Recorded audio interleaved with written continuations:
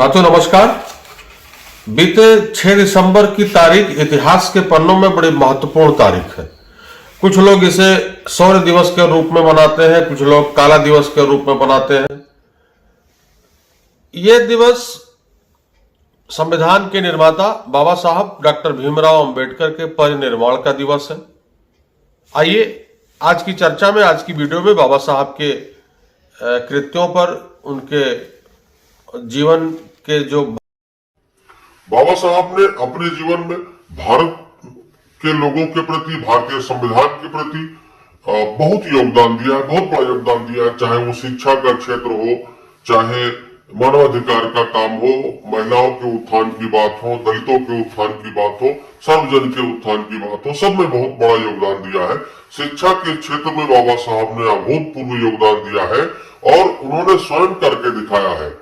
कई कई जगहों पे ये लेख आता है कि उनके पास 64 डिग्रियां थी, 64 विषयों में वो स्नातकोत्तर की उपाधि उनको हासिल थी। आप सोचिए, उस जमाने में जब इतने साधन नहीं हुआ करते थे, उस जमाने में 64 विषयों में स्नातकोत्तर की उपाधि हासिल करना, स्नातकोत्तर की जो है डिग्री हासिल करना, ये अपने आप में बड़ी बात है और ये दर्शाता है कि शिक्षा के प्रति उनका कितना लगाव था, उनका कितना अगाध प्रेम था शिक्षा से।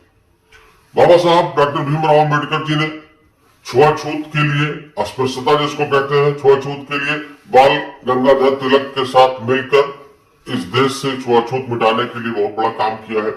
श्रमिकों के लिए उन्होंने जो सप्ताह में कितने घंटे काम करने हैं, कितने दिन काम करने हैं, मानवाधिकार के नियमों के अनुसार घंटे तय करने में उनका बहुत बड़ा योगदान रहा है। बाबा साहब ने संविधान निर्माण में अपना अहम योगदान दिया। संविधान निर्मात्री सभा के वो अध्यक्ष थे। प्रारूप समिति के अध्यक्ष के रूप में उन्होंने मसौदा तैयार किया, पूरा ड्राफ्ट तैयार किया। विदेश से पढ़े लिखे व्यक्ति थे। उन्होंने भारत में समता समानता लाने का बहुत प्रयास किया। उस समय दक्षिण पंथ, वाम पंथ, पुरातनता, आधुनिकता की अतिरेक के बीच उन्होंने सम्यक विकास का मार्ग तलाशा है। इसलिए उनको हम सभी आदर से, श्रद्धा से नमन करते हैं और उनके आदर्शों से, उनके कृत्यों से प्रेरणा लेकर के हम भारत को एक नई दिशाओं पर, नई ऊंचाइयों पर ले जाने का हमेशा प्रयत्न करते रहेंगे। बॉम्बे विश्वविद्यालय से उन्होंने अपनी शिक्षा ग्रहण की थी। बाद में उस विद्यालय में वो प्रोफेसर भी बने, उसके प्राचार्य भी बने। भारत के वे पहले कानून मंत्री भी थे। 1955 में उनकी बीमारी बढ़ गई और 6 दिसंबर 1956 में उनकी मृत्यु हो गई।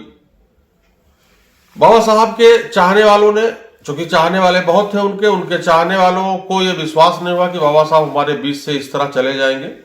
लेकिन चूंकि उनका स्वास्थ्य दिनों दिन खराब हो रहा था, इतना वो काम करते थे कि स्वास्थ्य पर उन्होंने ध्यान नहीं दिया, स्वास्थ्य उनका खराब होता गया। 1955 से चली बीमारी 1 साल तक, 1956 में उनकी मृत्यु हो गई।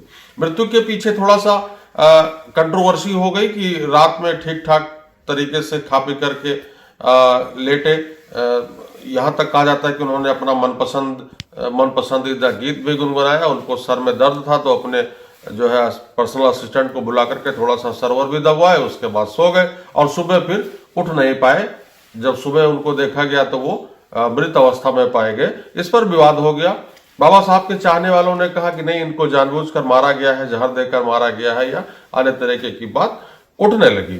उस समय भारत के प्रधानमंत्री पंडित जवाहरलाल नेहरू जी थे। भारी दबाव के बीच उन्होंने इस पर एक कमेटी बैठाई, इसकी जांच हुई और ये आरोप, उनकी हत्या के आरोप उनकी पत्नी पर ही लगे, जो पेशे से डॉक्टर थी। हालांकि बाद में जांच हुई, सारा का सारा मामला जो है दूध का दूध पानी का पानी हो गया। जांच रिपोर्ट में ये बात आई कि नहीं, ये जो मृत्यु थी बाबा साहब की, ये नेचुरल डेथ थी, प्राकृतिक मृत्यु थी, इसमें ऐसी कोई बात नहीं है। और इस तरीके से ये विवाद के साथ बाबा साहब के जीवन का अंत हुआ। बाबा साहब ने इस देश के लिए बहुत कुछ किया है। सिर्फ दलितों के लिए ही नहीं, सर्व समाज के लिए उन्होंने बहुत बड़ा काम किया है। मैं फिर कहता हूं कि उन्होंने इस देश को दक्षिण पंथ, वाम पंथ, आधुनिकता, पुरातनता के अतिरेक के बीच सम्यक मार्ग का उन्होंने इस देश के लिए रास्ता निकाला है। हम सब बाबा साहब को पूरी श्रद्धा के साथ, पूरी आस्था के साथ नमन करते हैं। आशा करते हैं ये वीडियो आपको पसंद आई होगी। कृपया कमेंट बॉक्स में आकर के अपनी टिप्पणी जरूर दें। बहुत बहुत धन्यवाद।